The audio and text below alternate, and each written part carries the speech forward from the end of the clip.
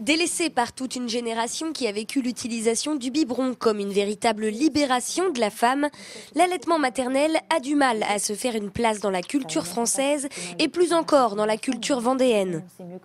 Pourtant ici, ces futures mamans peuvent parler de leurs interrogations et de leurs inquiétudes.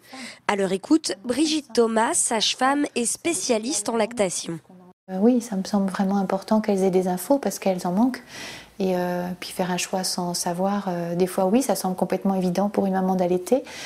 Pour d'autres, c'est pas si évident que ça et d'avoir une info peut les aider. Si à force de campagnes de communication, l'allaitement maternel revient peu à peu dans les mœurs, la Vendée est à la traîne. Notre département est l'un de ceux en effet où l'on allaite le moins.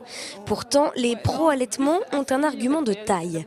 Le premier bienfait, c'est que le lait maternel, il est parfaitement adapté à la croissance du bébé, quel que soit son âge. Il ne faut pas culpabiliser les mamans qui n'allaitent pas. Bien sûr, les bébés qui sont alimentés au biberon vont bien aussi, mais c'est vrai que le lait maternel apporte aussi des anticorps, des moyens de défense. Il y a une prévention de l'allergie, il y a aussi une prévention de l'obésité. Et moi, je pensais vraiment que c'était instinctif, tout de suite, ça allait enrayer. En fait, pas tant que ça, c'était pas...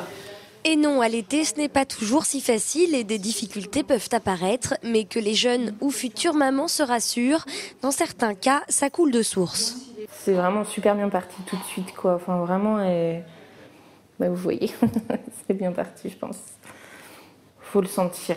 On ne peut pas se forcer à allaiter, il faut être motivé. Je pense qu'il faut lire un petit peu, se renseigner avant quand même. Savoir sur quoi on part, pas partir sur de l'inconnu. L'allaitement mis en place reste à savoir combien de temps il va durer. Beaucoup de femmes arrêtent le premier mois, d'autres à la reprise de leur emploi. Bref, il reste du travail pour les professionnels de santé qui aimeraient le voir durer jusqu'à au moins 6 mois.